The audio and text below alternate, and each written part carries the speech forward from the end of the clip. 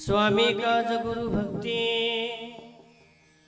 पितृवचन सेवापती हेची विष्णूची महापूजा अनुभवना ही दुजा। याला थोडासा पाच द्या।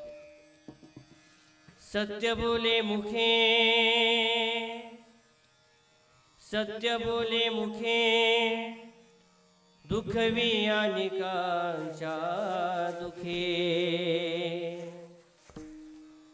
हेची विष्णूची महापूजा अनुभवना ही तुझा। निश्चयाचे बळ तुका म्हणे तिची फळ हेची विष्णूची महापूजा अनुभवना ही तुझा। नमो विठ्ठला राजया पांडुरंगा नमो रुक्मिणी माऊली ज्ञानगंगा नमो पुंडरीका नमो चंद्रभागा नमस्कार माझा रुक्मिणी पांडुरंगा पांडुरंगा करू प्रथमान पांडुरंगा करू प्रथमान पांडुरंगा करू प्रथमान पांडुरंगा करू प्रथमान दुसरे चरण संतांचे दुसरे चरण संतांचे दुसरे चरण संतांचे पंचकृपादाने कथेचा विस्तार पंचकृपादाने कथेचा विस्तार कथेचा विस्तार पंचकृपादाने कथेचा विस्तार बाबाजी सद्गुरु दास बाबाजी सद्गुरु दास स्वामी काज गुरु भक्ती पितृवचन सेवापती हेची विष्णूची महापूजा अनुभव नाही तुझा। इको पूर्ण बंद करा। प्रस्तुत प्राप्त प्रसंगी प्राप्त स्थळी कीर्तन रूपी सेवेकरता निवडलेला अभंग जगद्गुरु जगदवंद्य देहनिवासी श्रीमंत संत वैराग्याच्या परमूर्ती वारकरी संप्रदायाच्या खलस्थानी असणारे नवे नवे अतिशय प्रतिकूल परिस्थितीमध्ये वारकरी संप्रदायाची धुरा आपल्या खांद्यावरती ठेवून संपूर्ण विश्वामध्ये वारकरी संप्रदायाचा प्रचार आणि प्रसार करणारे देवमान्य श्रीमंत संत जगद्गुरु तुकोबरायांचा चार चरणाचा आणि प्रापंचिक जीवनामध्ये प्रापंचिक माणसानं भगवंताची पूजानाम सेवा होण्याकरता कुणाची सेवा करावी त्या सेवेचा अतिशय गोड विचार प्रतिपादन करणारा अभंग आज कीर्तन रूपी सेवेकरता निवडला आहे। विठाला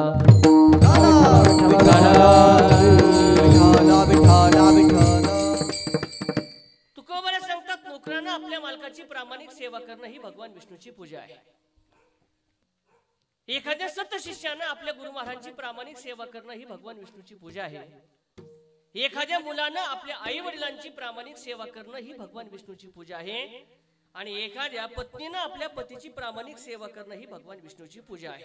हेची विष्णूची महापूजा तुकोबरायांनी प्रापंचिक माणसाला या अभंगामध्ये प्रपंच करता करता भगवंताची सेवानाम पूजा होण्याकरता कुणाची सेवा करावी त्याचा गोड उपदेश केलेला आहे। असो चिंतनाला सुरुवात करण्यापूर्वी या कार्यक्रमाच्या आयोजन संबंधी दोन शब्द बोलणं वक्त्याचा अर्थ करतो न्यायानं या कार्यक्रमाचं काय निमित्त आहे सर्वांना त्या ठिकाणी पत्रिकेच्या द्वारा माहिती आहे। आपल्या या गावामध्ये रहिवासी असणाऱ्या आणि गेल्या 13 दिवसापूर्वी यांचं निधन झालं असे वैकुंठवासी वच्छलाबाई सर्जीराव उगले उर्फ अक्का यांच्या 13व्या विधीच्या निमित्तानं त्यांच्या पाठीमागे असणारा त्यांचा संपूर्ण परिवार त्या परिवारानं आपल्या आईच्या ऋणातून उतराई होण्याकरता या गोड कार्यक्रमाचं आयोजन केलेलं आहे। प्रथमतः सेवेकरता उपस्थित सर्व आदरणीय माता भगिनी पुरुषवर्ग सरांचे मनापासून आभार। या कीर्तन रूपी सेवेकरता महाराष्ट्रामध्ये गायन क्षेत्रामध्ये मृदुंग क्षेत्रामध्ये कीर्तन क्षेत्रामध्ये ज्यांचं खूप मोठं नाव आहे असे सर्व आदरणीय गुरुबंधू गुणीजन महाराज त्यामध्ये ज्यांनी आता सुंदर चाल गायली हरिभक्त पर्यंत आधारित संगीत अलंकार आपल्या परिसराच्या तालुक्याचा असणारं भूषण महाराष्ट्रामध्ये गायन क्षेत्रामध्ये ज्यांचं खूप मोठं नाव आहे असे हरिभक्त पर्यंत आधारित संगीत अलंकार आमचे काशीनाथ महाराज असतील हरिभक्त पर्यंत आधारित संगीत अलंकार आमचे गिरधर महाराज असतील दोघांचे मनापासून आभार। मृदुंगावरती साथ देणारे आमचे दुसरे परमार्थ स्नेही महाराष्ट्रामध्ये मृदुंग क्षेत्रामध्ये अतिशय कमी दिवसामध्ये ज्यांचं खूप मोठं नाव आहे, हरिभक्तपणे आदरणीय मृदुंग अलंकार आमचे ऋषिकेश महाराज असतील, महाराजांचे मनापासून आभार. त्याचप्रमाणे मृदुंगावरती साथ देणारे माझे दुसरे परमार्थ स्नेही आमचे गुरुबंधू महाराष्ट्रामध्ये कीर्तन क्षेत्रामध्ये यांचं खूप मोठं नाव आहे आणि आजही त्यांच्याकडे शेकडो विद्यार्थी वारकरी संप्रदायाचं चाकुरीबद्ध अध्ययन त्या ठिकाणी करतायत. असे संत सेवाधाम गुरुकुलचे संस्थापक अध्यक्ष माझे गुरुबंधू हरिभक्तपणे आदरणीय आमचे किशोर महाराज असतील, महाराजांचे मनापासून आभार मानतोय. सगळ्यांनी या सर्वांकरता टाळ्या वाजवायच्या. पहा, माझा आवाज आपल्यापर्यंत पोहोचणे आमचे श्रीमाला तुमचे मनापासून आभार. विठाला विठाला विठाला विठाला विठाला विठाला. जगद्गुरु तुकोबा यांनी या भंगामध्ये ज्या ज्या आई वडिलांना ज्या ज्या मुलाला असं वाटतंय माझी आई वडिलांची केलेली सेवा ही भगवंताची पूजा व्हावी, ज्या ज्या शिष्याला वाटतंय मी माझ्या गुरु महाराजांची केलेली सेवा ही भगवान विष्णूची पूजा व्हावी, ज्या ज्या नोकराला असं वाटतंय मी मालकाची केलेली सेवा ही भगवान विष्णूची पूजा व्हावी, त्यानं ती सेवा नेमकी करावी कशी त्याचा अतिशय गोड उपदेश तुकोबा या अभंगामध्ये प्रतिपादन करतात. आम्ही आमच्या जीवनामध्ये आमच्या आई वडिलांची सेवा करतो, आम्ही आमच्या जीवनामध्ये आमच्या गुरु महाराजांची सेवा करतो, आम्ही आमच्या जीवनामध्ये आमच्या मालकाची सेवा करतो, पण आमच्या सेवेमध्ये भगवान परमात्मा किंवा शास्त्राला ती मान्यता भेटू शकत नाही. का मान्यता देत नाही? शास्त्र सांगते तुमच्या आमच्या प्रत्येकाच्या सेवेमध्ये 6 प्रकारचे महत्वाचे दोष आहेत. ज्या ज्या वेळेस मुलगा आई वडिलांची सेवा करतो, ज्या ज्या वेळेस पत्नी पतीची सेवा करते, ज्या ज्या वेळेस शिष्य गुरूंची सेवा करतो आणि ज्या ज्या वेळेस नोकर मालकाची सेवा करतो, या सगळ्यांच्या सेवेमध्ये जर सगळ्यात पहिला दोष कोणता असेल ना तर त्या दोषाचं नाव आहे स्वार्थ. स्वार्थ. नोकर मालकाची सेवा करतो पण कोणता दोष आहे? कोणता दोष आहे? बोला चला, फक्त पाऊन तास आपल्याकडे. कोणता दोष आहे? स्वार्थ आहे. स्वार्थाशिवाय कोणतेच माणसं कोणत्या गोष्टीमध्ये प्रवृत्त होत नाही, कोणतेच माणसं नाही. अरे उलट सकाळी झोपेतून उठल्यापासून संध्याकाळी झोपेपर्यंत आणि जन्मल्यापासून मरेपर्यंत उचललेला प्रत्येक पाऊल मनुष्य हा स्वार्थ करताच टाकतो का नाही? शेतकरी शेती करतो, तोट्या करता का पैसा करता? अरे झोपले काय तुम्ही सगळे?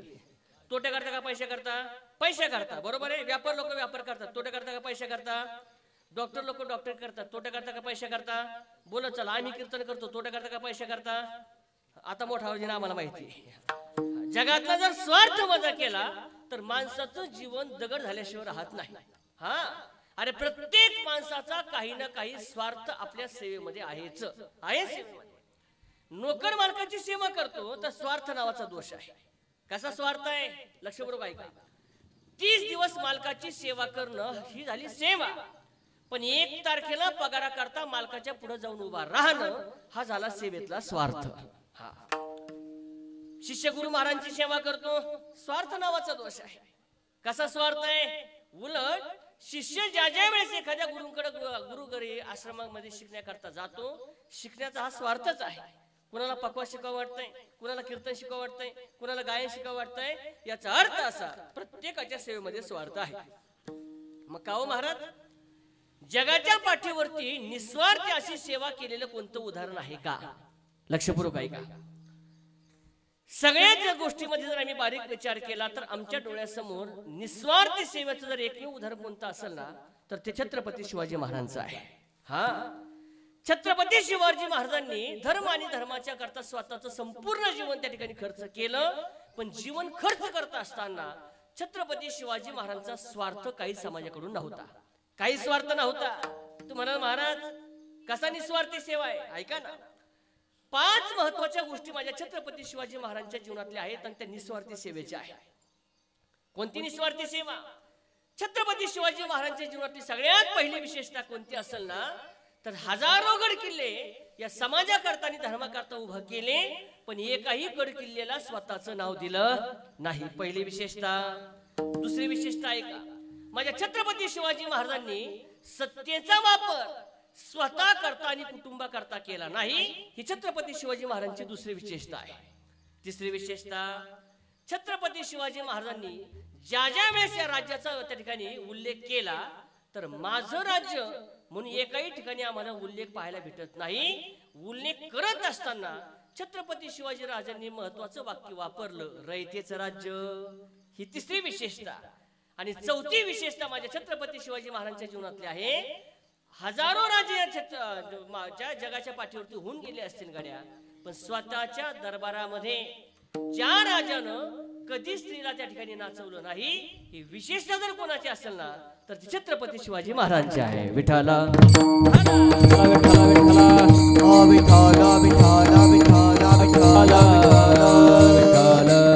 तुकोबरे सुद्धा सांगतात, आमच्या जीवनामध्ये आम्हाला परमार्थ करत असताना ज्या दिवशी आमच्या परमार्थामध्ये कोणता स्वार्थ नसल तोच परमार्थ साधू संत आणि शास्त्राला मान्यता आहे. मी सांगत नाही, तुकोबरांचं प्रमाण आहे.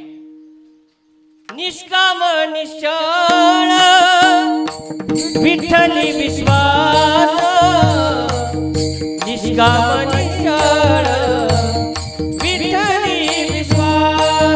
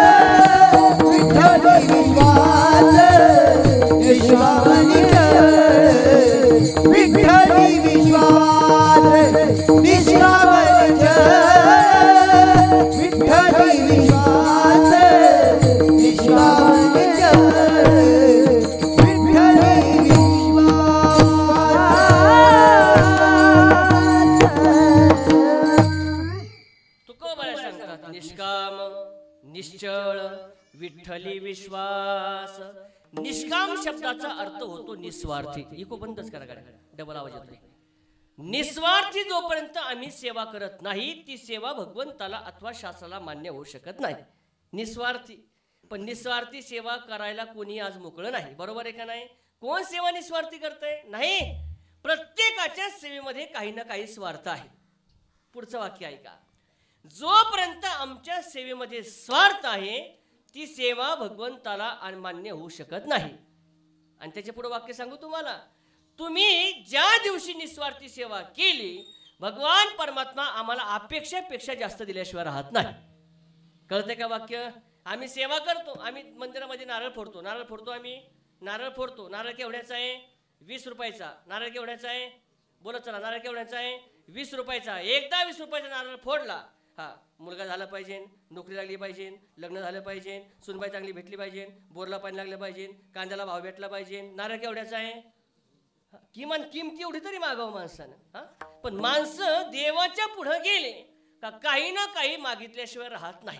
ऐका ना, श्रीमंतही भीक मागतो आणि गरीबही भीक मागतो. फक्त दोघांच्या भीक मागण्यामध्ये फरक आहे. काय फरक आहे? श्रीमंत भीक मागतो तो मंदिराच्या आतमध्ये आणि गरीब भीक मागतो तो मंदिराच्या बाहेर. पण मागत नाही असा एकही मनुष्य नाही. पण तुकोबरे सांगतात तुमच्या जीवनामध्ये निष्कामता असेल ना तर तोच परमार्थ अथवा सेवा भगवंताला मान्य आहे. उलट तुकोबऱ्यांचं दुसरं प्रमाण असं आहे, न मागे त्याची रमा होय नासे. तुम्ही मागितलं नाही का तुम्हाला त्याच्या डबल देण्याचं सामर्थ्य भगवंतामध्ये आहे. उदाहरण सांगतो ऐका. एका कीर्तनकार महाराजांनी कीर्तनामध्ये सांगितलं का 5व्या वर्षी भगवंताने ध्रुव बाळाला भेट दिली. 5व्या वर्षी भगवान परमेश्वरांनी प्रल्हादाला भेट दिली. 21-22 वर्षाचा तरुण मुलगा होता. त्याने विचार केला आतापर्यंत खाऊ नाही ते खाल्लं, पिऊ नाही ते पिल्लो, पण आता इथून पुढे एकदा का होईना देवाला मला भेटायचं, देवाला भेटायचं. गेला महाराजांकडे. ओ महाराज, देव कुठं भेटतो? म्हणले जंगलामध्ये जावं लागतंय. दुसऱ्या दिवशी सकाळी उठला, आंघोळ केली, स्नान संध्या केली आणि डायरेक्ट त्या घरी जंगलामध्ये निघाला. कशा करता? देवाला भेटायला. जाता जाता रस्त्यामध्ये 4-5 माणसं विहीर खांदाचं काम करत होते. विचारलंय बाळू कुठं चालला? मला देवाला भेटायला. देवाला भेटायला चालणं असं वाक्य ऐकल्याबरोबर त्यांना असं वाटलं याच्या डोक्यावर परिणाम. डोक्यावर का? अरे देवाला भेटायला कुठं? म्हणले ठीक आहे बाळू, तुला जर देव भेटला तर आमचे काम करशील का? म्हणले नक्की करतो. काय काम? म्हणले काय नाही, देवाला फक्त विचार का आमच्या विहिरीला पाणी कधी लागणार आहे. आता दुसरं काय काम आहे त्यांचं? निघाला. 2-5 पावलं चाललं. एक बिचारी माऊली घराच्या बाहेर बसली होती. विचारलंय बाळू कुठं चालला? मला देवाला भेटायला चाललो. बरं. अरे म्हणले माझे काम करशील का? म्हणले नक्की करतो. काय काम? म्हणले काय नाही, देवाला विचार. माझ्या घरामध्ये तरुण मुलगी आहे, सुंदर आहे, शिकलेली आहे, फक्त तिला बोलता येत नाही. देवाला असं विचार का माझ्या मुलीला बोलता कधी येईल. ठीक आहे. निघाला पुढं. जंगलामध्ये गेला. तिथे एक साधू महात्मे तप करत होते. साधू म्हणजे साधा नव्हता. माझ्याकडे लक्ष द्या. 10 फुटाच्या जटाचं गठुडं होतं डोक्यावर. 10 फुटाचं. बघितलं ते साधूने, त्याला विचारलंय पोरा अरे तिकडे कुठं चालला? म्हणले मारायला. म्हणले बाबा देवाला भेटायला चाललो. साधू महात्म्याने त्याला जवळ बोलून घेतलं. इकडे काय? तुला जर देव भेटला तर माझे काम करशील? म्हणले नक्की करल. काय काम? म्हणले काय नाही, देवाला फक्त विचारा का तू साधू महात्म्याला भेट कधी देणार आहे. ठीक आहे. होता नव्हता करता हा जंगलामध्ये गेला. माझ्याकडे लक्ष द्या. 5-6 दिवस जंगलामध्ये फिरला, पण त्याला काय देव भेटला नाही. तो मनात म्हटला हे महाराज लोक कीर्तनात काही सांगतात, पैसे करता पाकिट करता काही खोटं बोलतात, जगामध्ये देवही नाही आणि काही नाही म्हटले.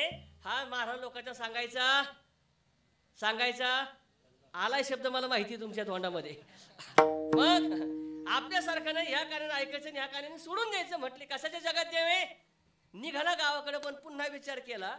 अरे म्हणले गावाकडे चाललोय, पण हे जर असं तोंड ते गावात दाखवलं तर हायतीच्या ठिकाणी इज्जतीचा पंचनामा. मग त्याच्यापेक्षा इकडंच जीव दिलेला चांगला. आणि म्हणून उंच असा डोंगरावरती गेला. खाली उडी मारल्याबरोबर माझ्या भगवंताने अलगत त्याला झेलल्याबरोबर विचारलं का रे कोण तू? म्हणला देव. तूच आहे का? म्हणला देव. हो. ठीक आहे म्हणला. दिलं सोडून निघाला. देव म्हणला काय स्वार्थी बाबा, मी कधी कोणाच्या स्वप्नात जात नाही. याला एवढं अलगत झेलणं, याला वाचवणं, किमान टाटा बाय बाय तरी करायचं का नाही यानं? देवानं हाक मारे इकडे. म्हटले काय? अरे म्हणले मी तुला प्रसन्न झालोय, काय मागायचं माग. म्हणलं मागायची बोलीच नव्हती, फक्त तुला मागायचं होतं. ठीक आहे. निघाला. पुन्हा 2-5 पावलं चालला. मग विचार केला आपलं सोडा, पण ती तिकडे वाट पाहतील, त्यांना काही ते उत्तर द्यावं लागेल ना. आला देवाकडे. म्हणले देवा अय देवा झोपलेला काय माझ्याकडे बघ. म्हणजे काय? मला काही नको, फक्त ते तिघांना काय उत्तर देऊ तेवढं मला सांग. कोणत्या तिघांना? म्हणले काय नाही, ते पहिले विहिरीवाले होते, त्यांनी विचारलं होतं विहिरीला पाणी कधी लागल. काय उत्तर देऊ? बरं ठीक आहे. अजून कोण आहे? म्हणजे ती बाई होती, तिने विचारलं होतं माझ्या मुलीला बोलता कधी, तिला काय उत्तर देऊ? म्हणजे ठीक आहे. अजून कोण आहे? म्हणजे तो साधू महात्मा, त्यानं विचारलं देवाने मला भेट कधी द्या, त्याला काय सांगू? म्हणले ऐक, पहिलं कोणाचं उत्तर देऊ? म्हणलं ते साधू महात्म्याचं सांग. मला अरे तो कसला आला साधू? तो 1 नंबरचा डाकी खोरी म्हटला. कस काय? अरे म्हणले तो साधू 10-20 वर्षापूर्वी एका राजाच्या घरी कामाला होता. कामाला असताना त्यानं राजाचं 100 तोळ्याचं सोन्याचं कडं चोरलंय. ते कडं त्या जटेमध्ये लपून ठेवलंय. त्या साधूला फक्त सांग ते कडं तू एखाद्या भल्या माणसाला दान दिलं का मी तुला भेट देतो. ठीक आहे. मला त्या विहिरीवाल्याला काय सांगू? म्हणले काय नाही, त्या विहिरीवाल्याला सांग उत्तरेकडे 10-15 फूट खांदलं का पाणी लागल आणि धनाचे अंडेही भेटतील. ठीक आहे. त्या बाईला काय सांगू? म्हणजे त्या बाईला सांगा तुझ्या मुलीला जो मुलगा आवडल तो तिने पाहिला का ती आपोआप बोलायला निघाला. माग सगळ्यात पहिला साधू भेटला. साधूने विचारलं का रे भाऊ भेटला का देव? भेटला. काय म्हणला? मला वाटलं तू खरंच साधू आहे, तू तर 1 नंबरचा डाके खोर आहे, याचं आईस्क्रीमच झालं.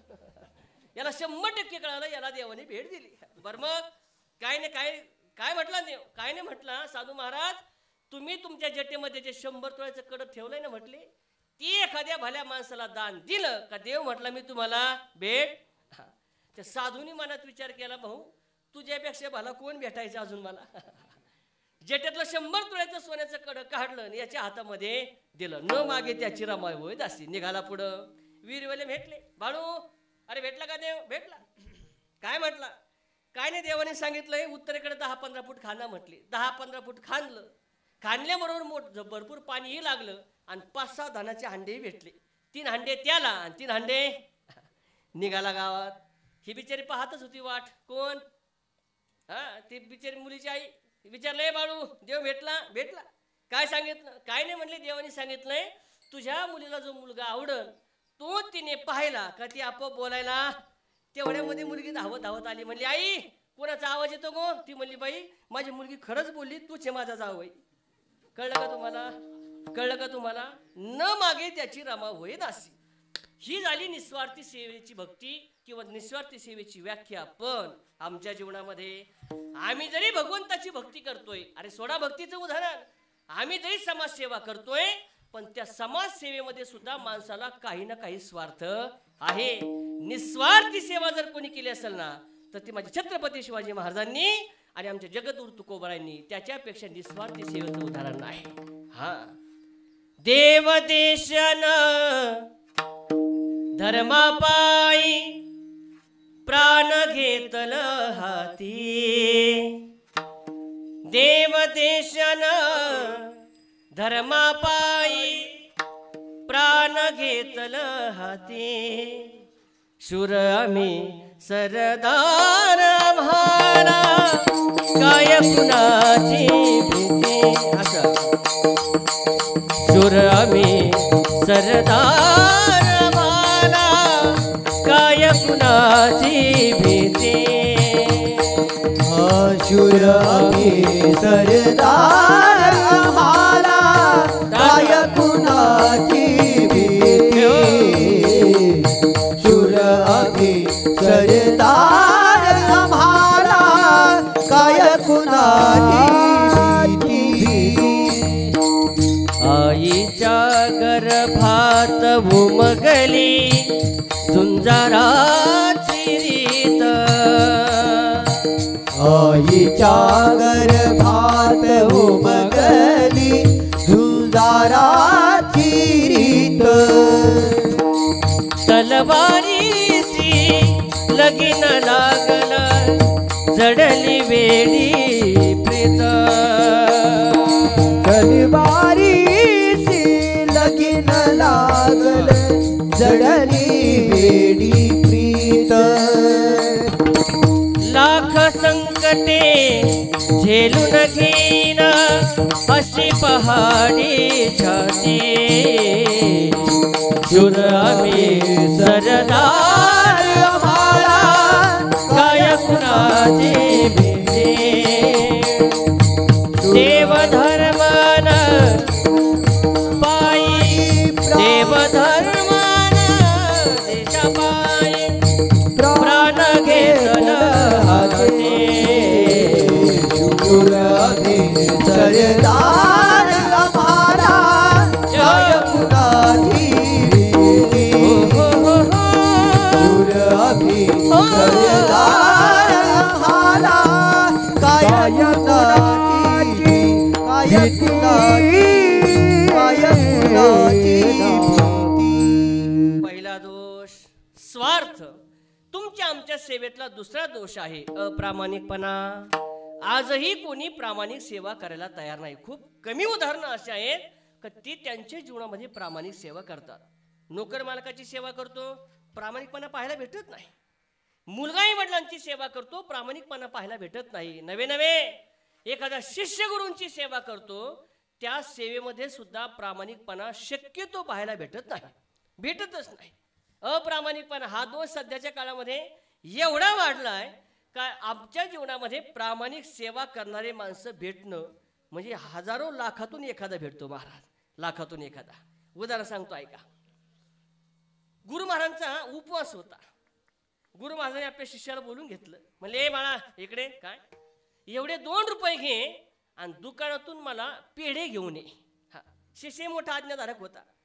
त्यानं 2 रुपये घेतले आणि दुकानामध्ये गेला. म्हणला, हो काका, गुरु महाराजांना उपवास आहे, 2 रुपयाची पेढे द्या. केवढ्याला आहे पेढा? त्यानं सांगितलं 50 पैशाला एक पेढा आहे.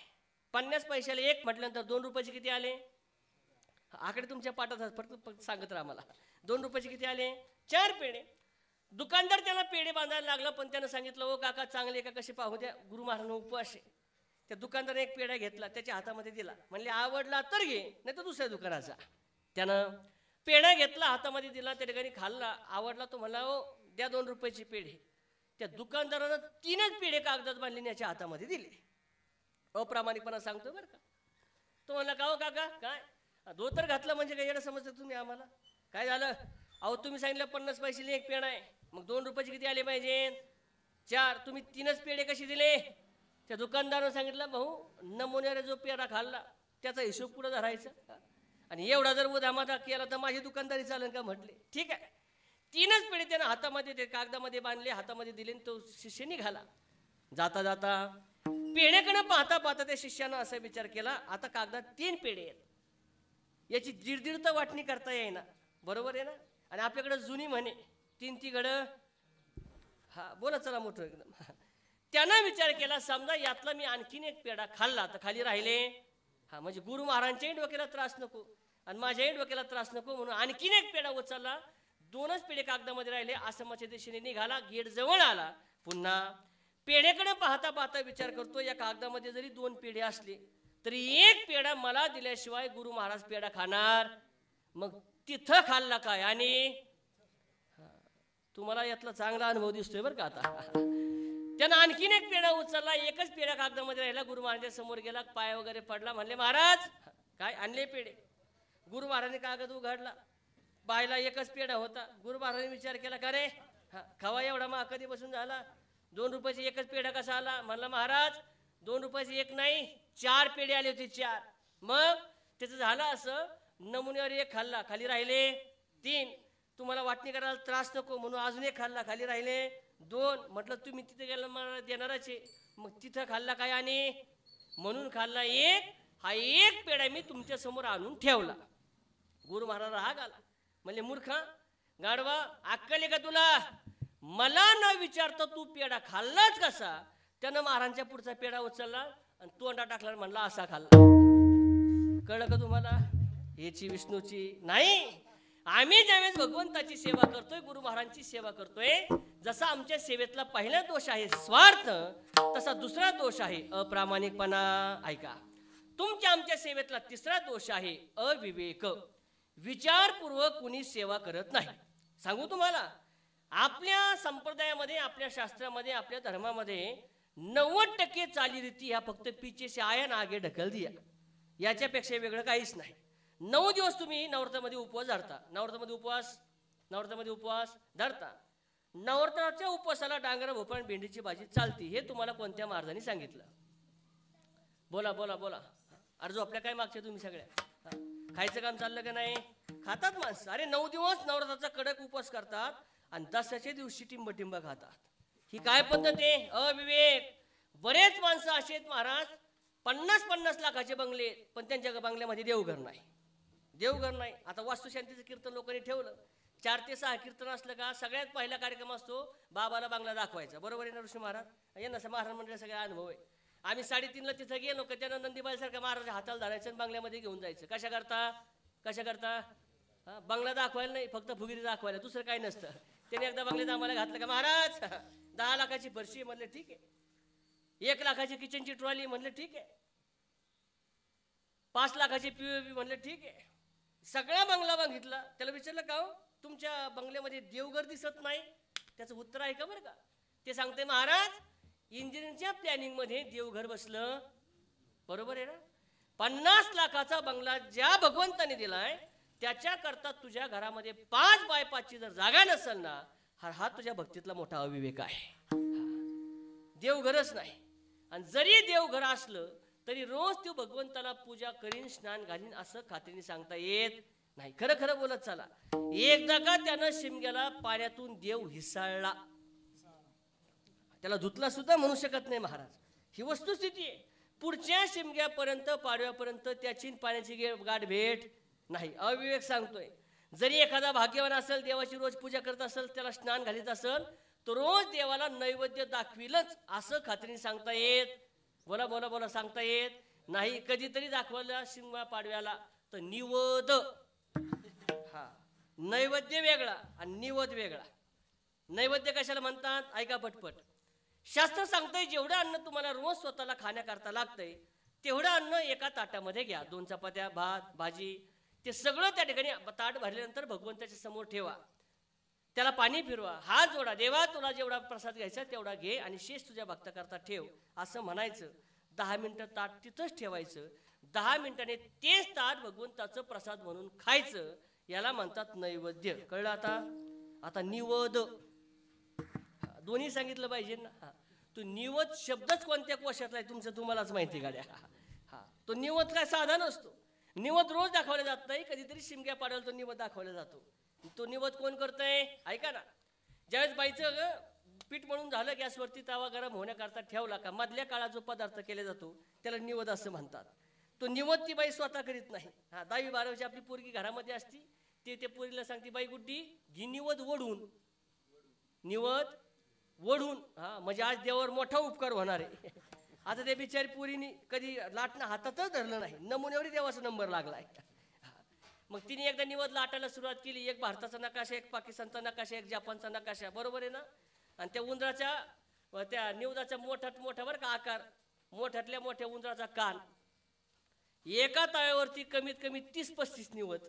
हा वाड्याच्या आसऱ्यान मावल्यान सगळ्या धरून त्या एकदा तिने त्यावरती ठेवल्या. उलथ्या पालथ्या कबऱ्या बांड्या काळ्या मिसकी एकदा तिने व तिने ताटात ओढून घेतले. एवढं देवाचं दुर्दैव. ऐका, इचन झाल्या भजे, इचन झाल्या कुरड्या, इचन झाल्या आमटी, इचन झाली गुळवणी. ती पोरगी सांगते आई निवदावरती काय ठेवू. आई म्हणती बाई घी गुळाचा खडा, बरोबर आहे का. आता गुळाचा खडा का ठेवी ना, तो तरी मन मोकळा नाही. माझ्याकडे लक्ष द्या. ती अशा एका हातात खडा धरती आणि अशी अंगठी टू करती. या निवदाला पूस, त्या निवदाला पूस. आमचे गुरु महाराज सांगतात बाई गुळ जरा कमी लाव, जर देवाला जुलाब लागली तर कोणत्या दवाखान्यात घेऊन जाशील तू. हा विनोद एक वस्तुस्थिती हो.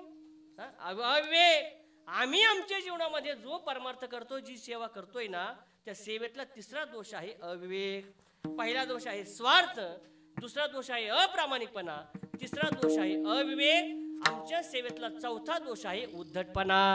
हा मुलगा आई वडिलांची सेवा करतो पण उद्धटपणा नावाचा दोष आहे, बरोबर आहे ना. उद्धटपणा उद्धटपणा. आम्ही ज्यावेळेस त्या नगर कॉलेजला, ज्यावेळेस न्यूयॉर्क कॉलेजला ग्रॅज्युएशन करत होतो सर, आम्ही त्या कॉलेजमध्ये असताना जात असताना त्या तरुण मुलांची जर गप्पा ऐकल्या तर तरुण मुलं सहज एकमेकाला आपल्या वडिलांच्या नावानं हाका मारतात. वडिलांच्या. उद्धटपणा सांगतोय तुम्हाला. काही काही माणसं आम्हाला भेटतात, ते म्हणतात महाराज आमच्या बापाला काही कळत नाही. काही म्हणतात महाराज आमच्या म्हाताऱ्याला काही कळत नाही. काही याच्यापेक्षा पुढे ते म्हणतात महाराज आमच्या डंगऱ्याला काही अक्कल. ही वस्तुस्थिती आहे. ज्या आई वडिलांची सेवा करून तुम्हाला भगवंताच्या चरणापर्यंत जायचंय, या आई वडिलांबद्दल आम्ही असं बोलत असेल तर हा आमच्या सेवेतला उद्धटपणा आहे. उद्धटपणा आहे. आणि उद्धटपणा हा दोष इकडच्या पेक्षा तिकडं जास्त पाहायला भेटतो.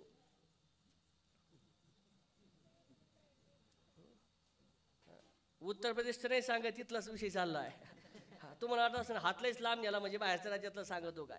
पत्नी पतीची सेवा करते पण पण बोला बोला बोला बोला उद्धटपणा, बरोबर आहे ना. उदाहरण सांगतो ऐका. बिचारा उपास सोडा करता बसला आणि चुकून पाण्याचा तांब्या भरून घ्यायचा राहिला. शक्यतो मालक बायकोला काम सांगायची डिरिंग करत, कीर्तन खरं बोलायचं, बाकी काही असो तुमचं. उपास सोडायला बसला बिचारा, पाण्याचा तांब्या भरून घ्यायचा राहिला. या हरिभक्तपर्यंत गृहमंत्री माठाजवळ उभे पाहिले आणि त्यानं डिरिंग करून तिला काम सांगितलं. बाई तेवढा पाण्याचा तांब्या भरून दे. आता हो किंवा नाही एवढ्यात मिटतं का नाही, मिटतं का नाही. मिटन ती बाई कशी महाराज टंगडे मोडे का, लहान आहे का, माणसाने किती दिवस हाताखाली द्यायचं. बाई त्याच्यापेक्षा नाही म्हणतो, बरोबर आहे ना, बरोबर आहे ना. माझे एक मित्र आहेत इंजिनियर, कर्जत तालुक्यामध्ये मित्र आहेत इंजिनियर, 2 लाख रुपये पगार. त्यांच्या घरी गेलो मी, चहा घ्यायला गेलो. त्या बाईने तिचं रामायण सुरू केलं. म्हणले महाराज तुम्हाला माहित नाही, अंगावरच्या कपड्यांशी खेड्यातून शहरात आले, रुपा मागा टाकला आणि एवढा मोठा बंगला मानला. तुम्हाला तर माहिती आमच्यांना काही कळत. मुलांची शिक्षण, त्यांचे लग्न कार्य, सगळ्या गोष्टी मीच पाहते. तुम्हाला तर माहिती आमच्यांना काही कळत. हे तुमच्या पाठ्यात असेल जवळपास सगळ्याच्या. हा आजही गाड्यांचे पगार, शेती वाडी गाडी सगळ्या गोष्टी मलाच पाहावं लागतात. तुम्हाला तर माहिती आमच्यांना काही कळत नाही. तिचं ध्रुवपदच आपलं हरिमुखी म्हणा असतं हरिपाठात. बस बस बस. सगळं बोलणं झालं. म्हणलं अहो मावशी कीर्तनाचा टाइम झाला, कप भर दूध पाजायचं, पाजा लवकर जाऊ द्या आम्हाला. ती आतमध्ये गेली. ते इंजिन साहेबाला म्हणलं साहेब एक शब्द बोलायचा होता, बोलू का? म्हणले मन मोकळा बोला, पाऊस यायच्या आधी. म्हणलं काय नाही, वहिनीचा ताईंचा स्वभाव अतिशय प्रेमळ आहे, अतिशय धार्मिक आहे, अतिशय सेवाधारी आहे, पण मला असं वाटतं त्या जरा तोंडात फटकळायची. ते त्याच्यापेक्षा निर्लज्ज निघालं. ती म्हणली महाराज आमच्या पप्पीची आई किती तोंडात फटकळ असू, पण तिचं अंतकरणातून एवढं प्रेम आहे. आता काय काढी लागतो त्या प्रेमाला? उद्धटपणा. पत्नी पतीची सेवा करते, पण उद्धटपणा नावाचा दोष आहे. पहिला दोष सांगितला स्वार्थ, दुसरा दोष अप्रामाणिकपणा, तिसरा दोष अविवेक, चौथा दोष उद्धटपणा, पाचवा दोष बेजबाबदारपणा आणि सहावा दोष मीपणा. हा, पहिले पाचही दोष आमच्या जीवनामध्ये घातक असतील आम्हाला माहिती नाही, पण सहावा दोष अतिशय वाईट. कोणता? मीपणा. मीपणा मीपणा एवढा वाईट आहे. प्रपंचामध्ये मीपणा घातक आणि परमार्थामध्ये मीपणा घातक. मला खरं सांगा, एका चुलीच्या दोन चुली झाल्या कशामुळं हो? बोला बोला बोला. एका चुलीच्या दोन चुली झाल्या कशामुळं? अरे लग्न झालीत का तुमचे? बोला पटपट. एका चुलीच्या दोन चुली झाल्या कशामुळं? मीपणा. एका सप्त्याचे दोन सप्ते झाले कशामुळं? मीपणा. एका दिंडीच्या चार चार दिंड्या झाल्या कशामुळं? मीपणा. अवघड आहे गोष्ट, एवढी गोष्ट अवघड आहे. एक जण मला भेटला, म्हणला महाराज मरण पण बहिणीच्या दाराची पायरी चढणार नाही. अरे म्हणलं काय झालं? म्हणले काय नाही, तिने हिस्सा मागितला. ऐका ना, मीपणा आणि अहंकार एवढा वाईट आहे महाराज. कोणी जोपर्यंत स्वतः त्याच्यामधून माघार घेत नाही तोपर्यंत तो अहंकार किंवा तो मीपणा माणसाचे नाते संपवल्याशिवाय राहत नाही.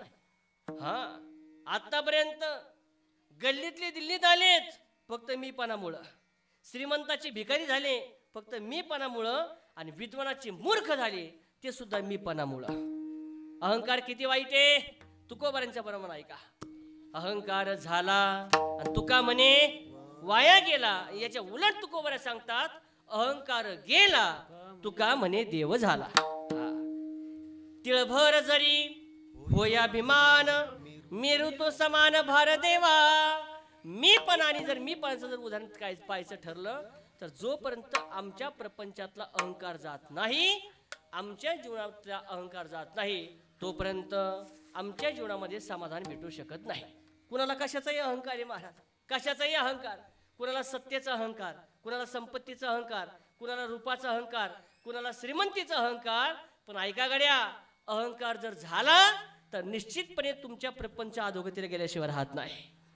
आणि म्हणून हे मी का सांगतोय, आज ज्यांचा आपण तेराव करतोय अक्काचं जीवन सगळ्याला माहिती आहे. अक्काच्या जीवनामध्ये अक्काने जर कधीतरी मीपणा केला असता ना गड्या, कधीतरी अहंकार केला असता, तर ही लाखोची हजारोची संख्या ज्या ठिकाणी अक्का करता रडते नाही गाड्या, ती कधीच रडली नसती. पहा, हे आमच्याकरता आदर्श आहे. ज्या माऊलीनं आपल्या जीवनामध्ये कधी स्वार्थ केला नाही, ज्या माऊलीनं कधी आपल्या जीवनामध्ये अविवेक केला नाही, ज्या माऊलीनं कधी आपल्या जीवनामध्ये अप्रामाणिकपणा केला नाही, आणि ज्या माऊलीनं आपल्या जीवनामध्ये कधीच उद्धटपणा केला नाही, नवे नवे ज्या माऊलीनं आपल्या जीवनामध्ये कधीच मीपणा केला नाही ना, त्या माऊलीचा आज तेरावा आहे. पहा, त्या माऊलीचं तेरावा आहे. हक्काचं जीवन सांगायचं जर ठरलं, ऋषी महाराज आपल्याकडे संपत्ती आल्यानंतर, आपल्याकडे सत्ता आल्यानंतर माणसं सहजासहजी संस्कृती विसरले जाते, सहजासहजी. पण ज्या माऊलीनं आपल्या आयुष्यामध्ये एवढी संपत्ती कमावली पण आपली संस्कृती जाऊ दिली नाही ना, ते जीवन आमच्या हक्काचं जीवन आहे. आणि असे माणसं खूप कमी आहे. बारीक जर विचार केला तर आम्ही रोज 10 श्राद्धातले माणसं आहेत. रोज का आम्ही 8 तासाने एवढ्या ठिकाणी आलो, का 8 तासाने आम्ही कीर्तन करतोय, तर मला असं वाटतंय आमच्या जीवनामध्ये हक्काच्या ऋणातून उतराय होण्याकरता हा केलेला छोटासा प्रयत्न आहे. पहा, विठाला विठाला विठाला विठाला विठाला मीपणा. अरे ज्या जीवनामध्ये तुम्ही मीपणा करताय ना, कशा करता मीपणा करताय, कोणता अहंकार असावा? अरे आज आमची भेट झाली तर उद्या भेट होईलच, खात्रीने सांगता येत नाही महाराज. मग कसला अहंकार? रूपाचा अहंकार, संपत्तीचा अहंकार, वयाचा अहंकार. अरे अहंकार करू नका. लक्ष्मी आज आहे तर उद्या नाही. जे माणसं 10 वर्षापूर्वी आम्ही 100 एकरचे बागायतदार म्हणत होतो, ज्या माणसाच्या घरी 50 बैलाचा नांगर चालत होता, ते माणसं आज खायला महाग आहे. हा आहे लक्ष्मीचा अहंकार, संपत्तीचा अहंकार, रूपाचा अहंकार, वयाचा अहंकार. अरे ज्या वयामध्ये तरुण्यामध्ये तुम्ही अहंकार करताय ते तरुण पण किती दिवसाचं आहे महाराज, किती दिवसाचं आहे. कसं जीवन जगावं तुकोबराय ज्ञानोबा साधू संतांनी सांगावं.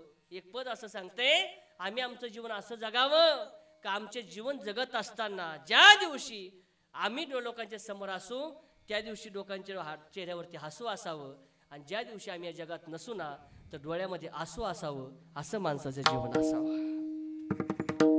आनंद या जीवनाचा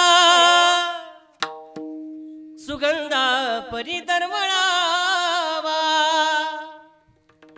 पाव्यातला सूर जैसा ओठातून ओघळावा. आनंद या जीवनाचा सुगंधा परी दरवळावा.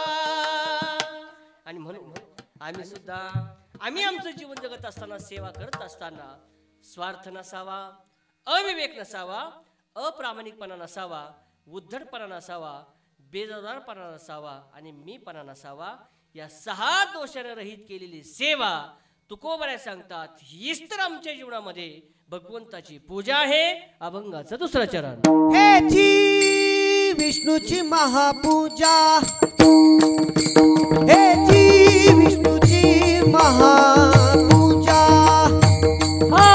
हेची विष्णूची महापूजा, हेची विष्णूची महापूजा, हेची विष्णूची महापूजा,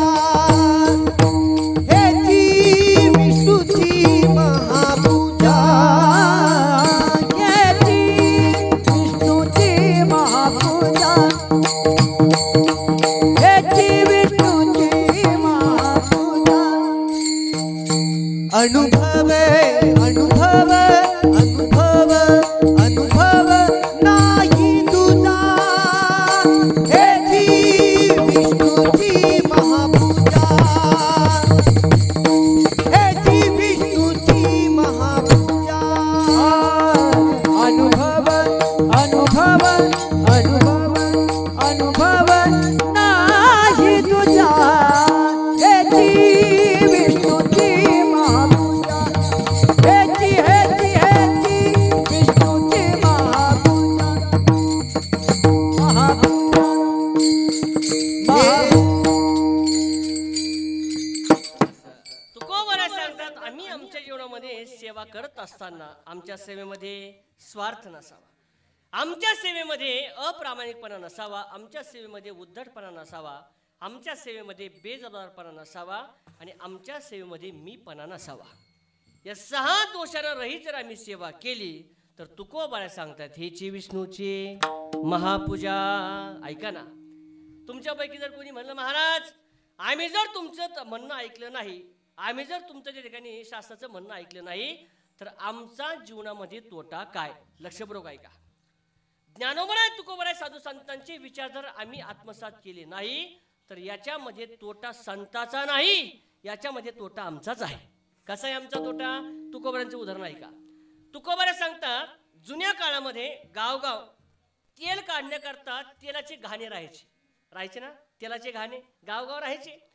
तुकोबराय सांगतात, एक माणूस त्या तेल काढणारी तेलीने तिच्या सोबत रुसल्यानंतर मला खरं सांगा, बिगर तेलाची भाजी याला खावं लागणार एखाद्या तेलनी लावून? अर्ज झोपले काय तुम्ही सगळे? कोणाला खावं लागणार आहे? यालाच खावं लागणार आहे. जो रुसला 100% तोटा त्याचा झाला. हे जर पटत नसेल तर पुढचं एक वाक्य ऐका. एक मनुष्य सकाळी सकाळी उठला, स्टँडवरती गेला, तिकीट बिकीट काढलं, नगर ते पंढरपूरचं 500 रुपये तिकीट काढलं. तिकीट काढलं, एसटीच्या मागे जाऊन उभा राहिला. कंडक्टर आला, बेल दिली, एसटी निघून गेली. स्टँडवर नाचायला लागला.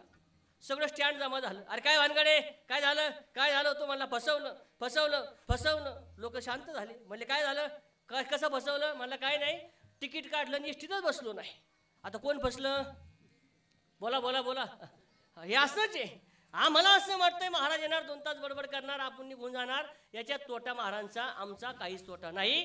नव्हे ज्ञानोबराय तुकोबरायांचाही तोटा नाही. पण नाथ महाराज सांगतात, तुम्ही जर आमचं ऐकलं नाही तर 100% तोटा तुमचाच. हे जरी नाही काल तरी दुसरा येईल, हे जरी नाही काल हे जरी नाही काल तरी दुसरा येईल हे जरी नाही काल हे जरी नाही काल तरी दुसरा येईल हे जरी नाही काल हे जरी नाही काल तरी दुसरा येईल हे जरी नाही काल सरती शेवटी बा काळ बांधून नेईल सरती शेवटी बा सरत शेवटी बा काळ बांधून नेईल सरत शेवटी बा सरती शेवटी बा काळ बांधून नेईल सरती शेवटी बा सरत शेवटी बा काळ बांधून नेईल सरत शेवटी बा एका जनार्दनी आमचे काय बाजाईल एक जनार्दनी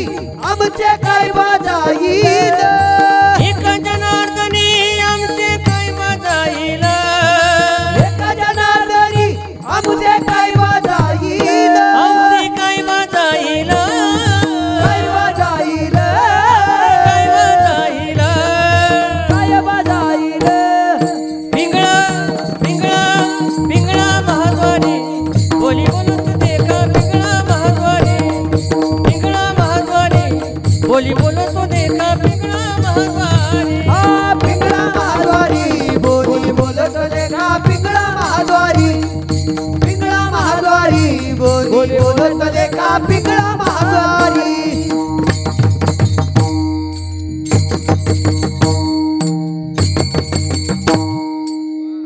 हे जरी नाही काल तरी दुसरा येईल हे जरी नाही काल सरती शेवटी बा काळ बांधून नेईन सरती शेवटी बा ऐका एका जनार्दनी आमचे काय बाजाईल पिंगळा महाद्वारी बोली बोलत देखा पिंगळा महाद्वारी पिंगळा महाद्वारी बोली बोलत देखा पिंगळा महाद्वारी आणि म्हणून त्यानुसार तुकोबराय साधू संतांचे विचार जर आम्ही ऐकले नाही तर निश्चितपणे आमच्या जीवनामध्ये आमचा तोटा आहे. म्हणून सेवा करत असताना स्वार्थ ठेवू नका, सेवा करत असताना अप्रामाणिकपणा ठेवू नका, सेवा करत असताना अविवेक ठेवू नका, सेवा करत असताना उद्धटपणा ठेवू नका आणि सेवा करत असताना मीपणा करू नका.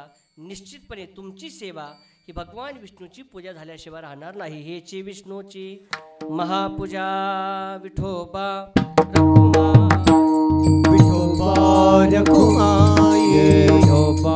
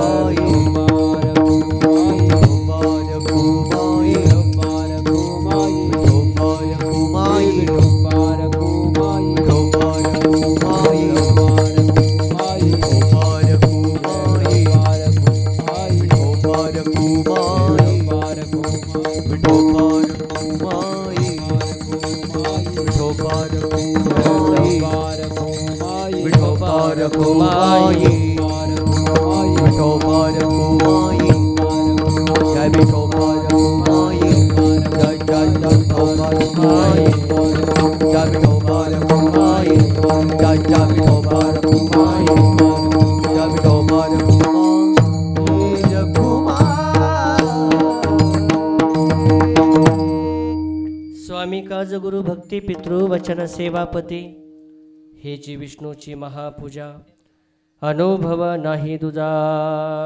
तुकोबराय सांगतात आम्ही आमची सेवा करत असताना आम्ही आमच्या जीवनामध्ये स्वार्थ येऊ द्यायचा नाही, आम्ही आमच्या जीवनामध्ये अविवेक येऊ द्यायचा नाही, आम्ही आमच्या जीवनामध्ये अप्रामाणिकपणा येऊ द्यायचा नाही, आम्ही आमच्या जीवनामध्ये उद्धटपणा येऊ द्यायचा नाही आणि आम्ही आमच्या जीवनामध्ये आमच्या सेवेमध्ये मीपणा येऊ द्यायचा नाही. निश्चित आम्ही सेवा करत असताना प्रपंच करत असताना जी भक्ती करू ना ती भक्ती नाम सेवा भगवान विष्णूची पूजा झाल्याशिवाय राहणार नाही. हेची विष्णूची महापूजा अनुभव नाही दुजा. तुकोबराय सांगतात आम्ही आमच्या जीवनामध्ये नोकरानं मालकाची सेवा करताना, शिष्यानं गुरु महाराजांची सेवा करताना, पत्नीनं पतीची सेवा करत असताना आणि अतिशय गोड पद तुकोबराय वापरतात पितृवचन. ऐका, मुलानं आईवडिलांची सेवा करत असताना निश्चितपणे हे 6 दोष जर येऊ दिले नाही तर त्यांची सेवा ही भगवान विष्णूची पूजा झाल्याशिवाय राहणार नाही. पितृवचन तुकोबांनी पद वापरलाय का? मला असं वाटतंय आतापर्यंत सगळ्या साधू संतांना आई वडिलांच्या सेवेचं महत्व प्रतिपादन केलंय आणि तुकोबाई सेवेचं महत्व प्रतिपादन करतात. पण तुकोबारायांनी अट्टहासाने पद वापरलंय पितृवचन. तुकोबारायांचं सांगणंच असं आहे, आई वडिलांची मुलानं प्रामाणिक सेवा करणं हेची विष्णूची महापूजा. हा सगळ्यात मोठा पुरावा आहे बरं का. एखादा म्हणत असेल महाराज काय वडिलांची सेवा करावी, तुकोबारायांनी वापरलंय ना पद म्हणून माणसाने सेवा करावी. पितृवचन का होतंय असं, जीवन जगत असताना दादा देव कसा आहे तुम्ही पाहिला नाही, मी हे पाहिलं नाही. ऐका, जीवन जगत असताना देव कसा आहे तुम्ही पाहिला नाही, मीही पाहिला नाही. पण साधू संतांनी शास्त्र सांगतंय या भूतलावरती चालते फिरते दैवत कोणते असेल ना ते दैवत आहे तुमचे आमचे आई वडील. मातृदेव भव पितृदेव भव. ऐका, ज्यांच्या जीवनामध्ये आई वडील जिवंत आहेत ना त्यांना त्या आई वडिलांचं महत्व नाही कळत. पण ज्यानं आपल्या जीवनामधून आई वडील गमावले ना पावला पावला त्यांची उणीव भासल्याशिवाय राहत नाही. हे सगळ्यात महत्वाचं सत्य आहे. ज्याला हात नाहीत त्याला कधीतरी हाताची किंमत विचारून पहा. ज्याला पाय नाहीत ना त्याला कधीतरी पायाची किंमत विचारून पहा. ज्याला डोळे नाहीत ना त्याला कधीतरी डोळ्याची किंमत विचारून पहा. आणि ज्याच्या जीवनामध्ये आईबाप नाही ना दादा त्याला कधीतरी त्या आईबापाची किंमत विचारून पहा. ही जगही आमच्यावरती प्रेम करतंय आणि आई वडीलही आमच्यावरती प्रेम करतात. जगाच्या प्रेमामध्ये स्वार्थ आहे आणि आमच्या आईचं प्रेम हे निस्वार्थी आहे. आईसी कळवळ्याची जाती करेला भावीन प्रीती. हा, जगाने किती प्रेम करू द्या पण आईच्या प्रेमाची उंची जगाच्या कोणाच्याच प्रेमामध्ये येऊ शकत नाही. हा एकमेव सत्य सिद्धांत आहे. विचारा या परिवाराला, आई गेल्यानंतर 13 दिवसापासून आईची जी उणीव आहे दादा ती शब्दामध्ये नाही भरून काढता येत. आणि म्हणून तर नेहमी सांगितलं जातं महाराज, हर बात को तुम भूलो भले, माँ बाप को मत भूलना, उपकार उनके लाखों है, इस बात को मत भूलना. ऐका, जगाने प्रेम करावं यात नवल नाही पण आईचं प्रेम हे निस्वार्थी प्रेम आहे. निस्वार्थी प्रेम हे का सांगतोय, मगाशी ज्यावेळेस पाऊस सुरू झाला आपली लगबग थोडीशी सुरू झाली जाण्याकरता इकडे तिकडे पळण्याकरता आसरा घेण्याकरता. आम्ही का सांगितलं तुम्हाला, 10 वर्षापासून आम्ही त्या ठिकाणी अक्कांचा अनुभव घेतोय. मी मगाशी वाक्य बोलून गेलो, संपत्ती कमवत असताना संस्कृती आणि संस्कार जिवंत ठेवणं हे तर जुन्या माणसाचं काम आहे महाराज. आज आम्ही शिकलो, 2 पैसे आमच्या खिशामध्ये आले, 2 पुस्तकं माणसं शिकले तर माणसाला धोतर घालणं, टिळा लावणं, गंध लावणं, पाया पडणं याच्यामध्ये कमीपणा वाटतो. बरोबर आहे ना? हो. आता एखाद्या एज्युकेटेड माणसं मुलं जर आमच्या समोर आली पाया पडायला लागली एक तर आधी ते पायाच पडत नाही आणि जरी पाया पडायची वेळ आली तर त्यांना नमस्कार करत असताना एक नाही 10 वेळेस विचार करतात. त्यांना कमीपणा वाटतो. पण ऐका ना, आमची आई अडाणी होती, आमची आई अशिक्षित होती, आमच्या आईला लिहिता वाचता येत नव्हतं. पण आजही संस्कार आणि संस्कृती टिकवायचं काम जर कोण करत असेल ना तर ते आमचे जुने माणसं करतात. पहा, जुने माणसं करतात. लिहिता वाचता येत नाही. आता 1 महिन्यापूर्वी नाही 3 आठवड्यापूर्वी आम्ही अक्काला भेटायला आलो बरं का ऋषी महाराज. अक्का झोपलेली दृश्य, बोलता येत नव्हतं, उठता येत नव्हतं, फक्त पाहायची. आम्ही भेटायला आल्याबरोबर त्या अक्कानं आपल्या डोक्यावरचा पदर सावरला. झोपलेली असताना हातपाय उचलत नव्हता, बोलता येत नव्हतं, चालता येत नव्हतं. हे मी का सांगतोय, कधीतरी या जुन्या माणसाचा आदर्श घेऊन पहा. पैसा भरपूर होता, संपत्ती भरपूर होती, पण संस्कृती सुद्धा आपल्यालाच टिकावं लागतंय ना. हा एकमेव जर सिद्धांत जगाला कोण देत असेल ना तर ते जुने माणसं देत असतात. पहा, जुने माणसं देतात. आणि म्हणून कधी कधी असं वाटतंय आज हजारो माणसं या 13 दिवसामध्ये आम्हाला भेटून गेले असतील. हजारो माणसं या 13 दिवसामध्ये 100% आम्हाला भेटले असतील, आमचं सांत्वन केले असतील. पण श्यामभाऊ म्हणणारी हाक मरेपर्यंत आम्हाला भेटू शकत नाही. ही आमच्या जीवनातली हुनीम आहे बा विठ्ठल.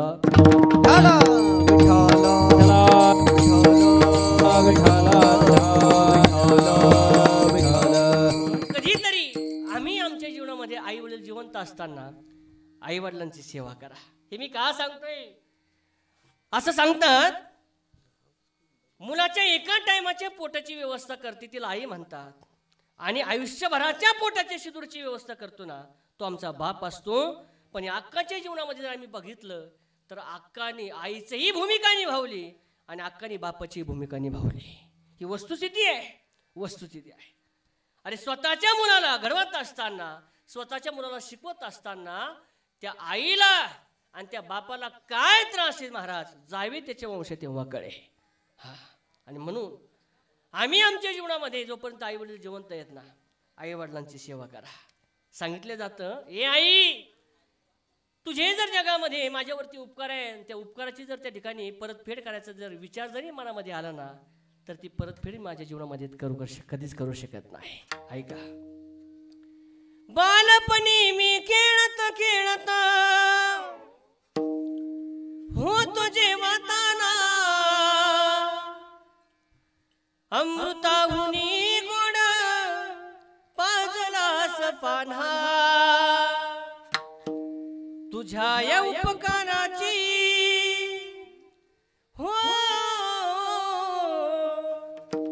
तुझ्या या उपकाराची मला जाणीव झाली नाही. अनमोल जन्म दिला गाई तुझे उपकार फिटणार नाही. अनमोल जन्म दिला गाई तुझे उपकार फिटणार नाही. हो आई तुझ्या मूर्तीवाणी या जगात मूर्ती नाही. अनमोल जन्म दिला ग आई तुझे उपकार फिटणार नाही. अनमोल जन्म दिला ग आई तुझे उपकार फिटणार नाही. शाळेतून घरी येताना, शाळेतून घरी येताना आई उशीर मजला होई. गल्लोगल्ली पाहत फिरे ग तू आई, गल्लोगल्ली पाहत फिरे ग तू आई. तुझ्या या उपकाराची हो, तुझ्या या उपकाराची मला जाणीव झाली नाही. अनमोल जन्म दिला ग आई तुझे उपकार फिटणार नाही. अनमोल जन्म दिला ग आई तुझे उपकार फिटणार नाही. अनमोल जन्म दिला ग आई तुझे उपकार फिटणार नाही. आई तुझ्या मूर्तीवाणी या जगात मूर्ती नाही. अनमोल जन्म दिला ग आई तुझे उपकार फिटणार नाही. अनमोल जन्म दिला ग आई तुझे उपकार फिटणार नाही. अनमोल जन्म दिला गाय तुझे उपकार फिटणार नाही.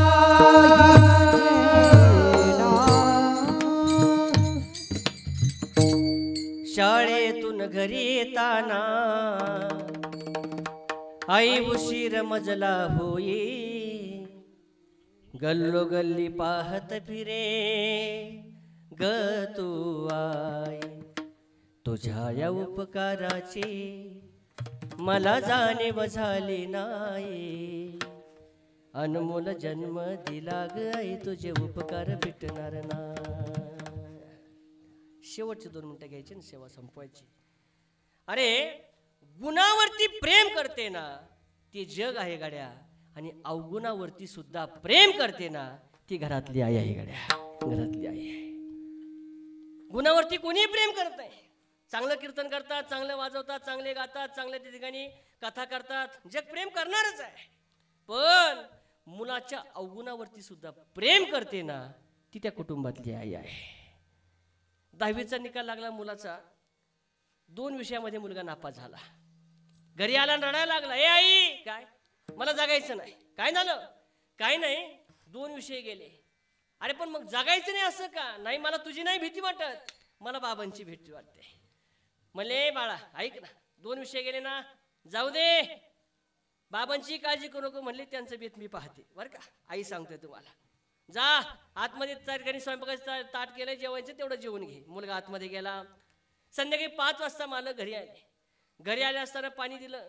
पाणी देत असताना त्या बिचारे पत्नीनं आतमध्ये जावं आणि त्या ठिकाणी एक प्रगती पुस्तक जे आहे ते वडिलांच्या समोर ठेवून दिलं. वडिलांनी ते हातामध्ये घेतलं, बघितलं, ओरडायला लागले, कुठे येतो, कुठे आतमध्ये का, पाहिजे ती गाडी दिली, पाहिजे तो मोबाईल दिला, पाहिजे ते क्लास लावले आणि 6 विषय गेले, कुठे येतो, आत्ताच्या आत्ता त्याचा बेत पाहतो. तिने सांगितलं, ओ नीट पहा म्हणले. काय, ते त्याचं पुस्तक नाही, ते तुमचं 10वीचं पुस्तक आहे. कळलं का तुम्हाला? हा विनोद नाही. अरे गुणावरती प्रेम करते, यात नवल नाही गाड्या. मुलाच्या अवगुणावरती सुद्धा प्रेम करते ना, ती त्या कुटुंबातली आई असते. आणि म्हणून ज्यांच्या ज्यांच्या जीवनामध्ये आई वडील जिवंत आहेत ना, त्यांना आई वडिलांची सेवा करा, आई वडिलांची सेवा करा. शेवटचा एक मुद्दा, हिंदू धर्म संस्कार संस्कृती जतन करा. आमच्या जीवनामध्ये जोपर्यंत आम्ही आमची संस्कृती जपन करत नाही, तोपर्यंत आमच्या जीवनालाही किंमत नाही आणि आमच्या परमार्थालाही किंमत नाही. हा, प्रभू रामचंद्र भगवंताचं जे जीवन आम्ही बघितलं, सनातन हिंदू धर्मातली माणसं आहेत आम्ही.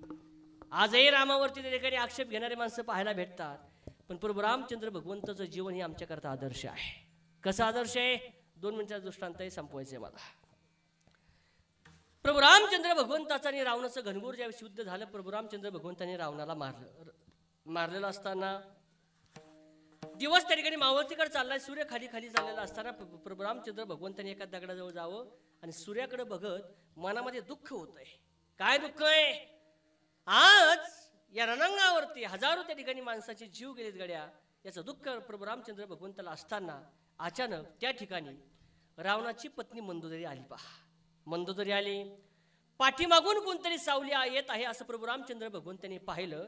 प्रभू रामचंद्र भगवंतांनी ताबडतोब उठावं, तोंड वळवलं आणि हात जोडून त्या ठिकाणी उभा राहिले. कोण आहात तुम्ही? सांगितलं, तू ज्याला मारलंय ना, त्या रावणाची दुर्भाग्यशाली पत्नी मी मंदोदरी आहे. प्रभू रामचंद्र भगवंतांनी हात जोडले. मंदोदरी, तुझ्या पतीला म्हणजे रावणाला मी मारलं, याचं मलाही त्या ठिकाणी मोठं दुःख आहे. पण ऐक ना, रावणाला मारत असताना माझ्या मनामध्ये दुःख तर नक्कीच आहे, पण तुझ्या पतीचा म्हणजे रावणाचा त्या ठिकाणी अनिती जास्त झाल्यामुळं मला नाविलाजाने त्याला मारावं लागलं. मंदोदरी सांगते, तू माझ्या पतीला मारलं आणि म्हणून तुला दोष देण्याकरता मी इथं आलेच नाही. मग विचारलं रामानं, या निर्जन रणक्षेत्रामध्ये कोणीच त्या ठिकाणी नसताना तुम्ही इथं का आलात? त्यास मंदोदरी सांगते, माझ्या पतीचा जरी विषय घेतला, इतिहास पुराण जर विचारलं तर 33 कोटी देवाला पराभूत करण्याचं सामर्थ्य माझ्या पतीमध्ये म्हणजे रावणामध्ये होतं. आणि मग एवढं माझ्या रावणाचं शिरत्व, माझ्या पतीचं शिरत्व असताना माझ्या रावणाला मारलं कोणी हे पाहण्याकरता मी आले.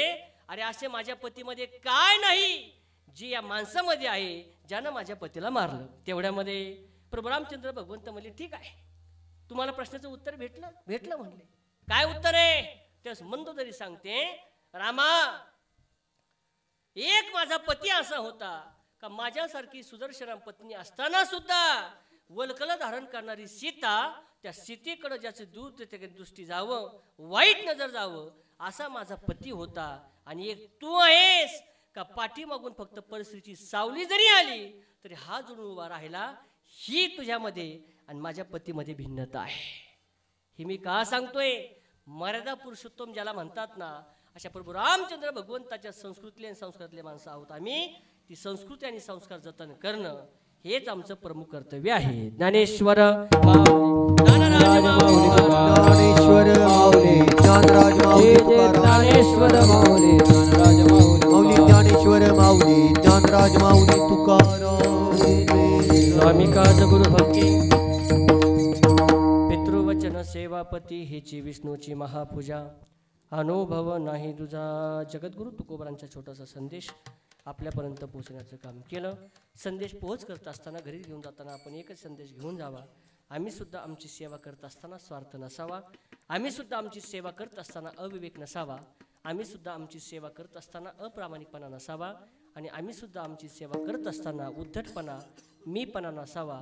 या 6 दोषांना रहित केलेली सेवा निश्चित तुमची जीवनामध्ये सुद्धा ही भगवान विष्णूची पूजा झाल्याशिवाय राहणार नाही.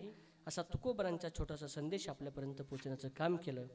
झालेले कीर्तन रूपी सेवा भगवंताच्या चरणी समर्पित करत असताना सेवेकरता उपस्थित सर्व आदरणीय माता भगिनी, पुरुषवर्ग, कुटुंबावरती प्रेम करण्यास सर्व ज्येष्ठ मित्र सोरे त्यांचे मनापासून आभार मानतो. या कीर्तन रूपी सेवेकरता ज्यांनी अतिशय गोड साथसंगत केली. महाराष्ट्रामध्ये कीर्तन क्षेत्रामध्ये, मृदुंग क्षेत्रामध्ये, गायन क्षेत्रामध्ये खूप त्यांचं मोठं नाव आहे. असे आमचे सर्व आदरणीय गुरुबंधू गुणीजन महाराज, त्यामध्ये आदरणीय आमचे काशीनाथ महाराज, आदरणीय आमचे गिरधर महाराज असतील, आदरणीय आमचे ऋषी महाराज असतील, आदरणीय आमचे किशोर महाराज असतील, सर्वांची मी मनापासून आभार मानतो. मला असं वाटतंय निश्चित अक्काने आपल्या जीवनामध्ये काहीतरी पुण्य निर्माण केलं आहे, पुण्य त्या ठिकाणी केलं आहे. आणि म्हणून तर सहजासहजी एवढे सगळे महाराज मंडळी या ठिकाणी उपस्थित झालेत. सांगू तुम्हाला, वर्ष नियोजन करून सुद्धा सहजासहजी हे कार्यक्रम असा पार पडत नाही. बरं, उणीव काही राहिले असं नाही. ज्यावेळेस तुम्ही जर थोडंसं शास्त्र उचकलं तर साधू संतांनी काही ठराविक असे मंगल लिहिलेले आहे. शुभ संकेत म्हणतात त्याला.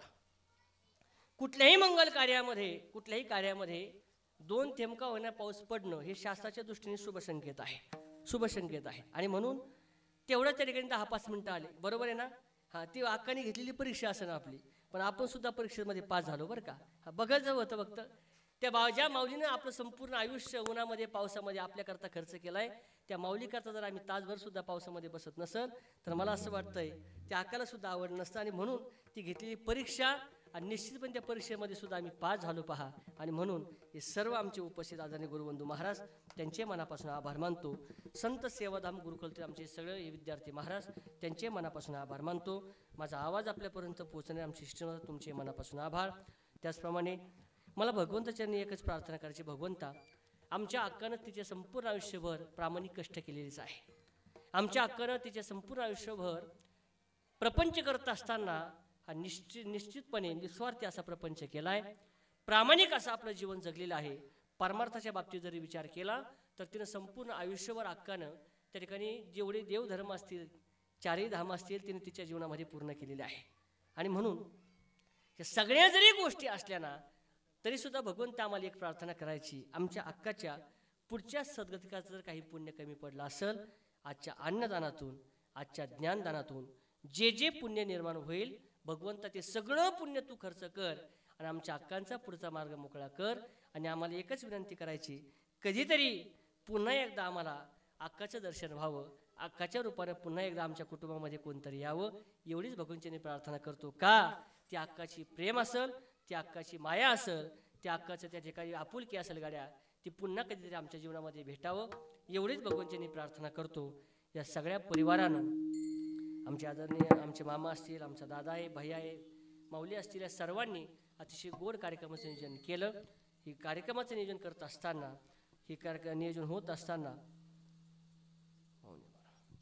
नियोजन होत असताना सर्वांनीच त्या ठिकाणी मोठ्या प्रेमानं या कुटुंबावरती गेल्या 13 दिवसापासून अतिशय प्रेम सगळ्यांनी दाखवलंय.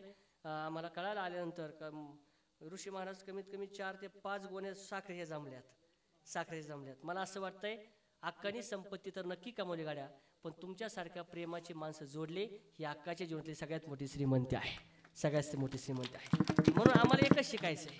आम्हाला शिकायचं काय, आम्हाला सुद्धा एक निश्चितपणे जायचं आहे. अरे हा मृत्यूलोकाचा नियम आहे, पण मृत्यूलोकाचा नियम जाणं जरी असलं, पण जात असताना प्रेमाची माणसं जोडणं ही सुद्धा आमच्या जीवनातली नक्की श्रीमंती आहे.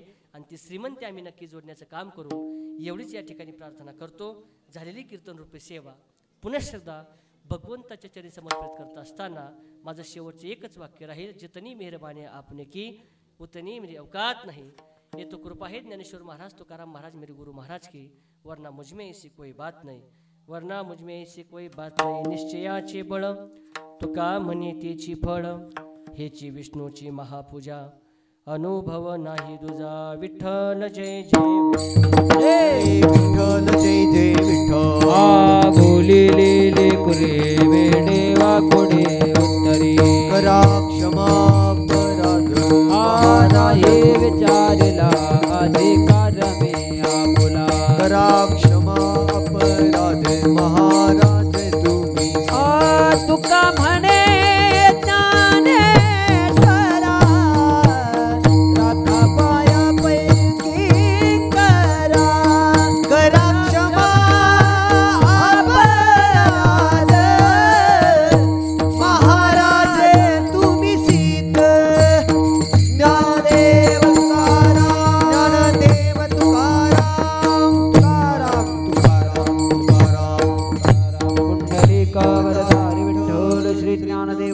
तुकाराम पंढरीनाथ भगवान की जय.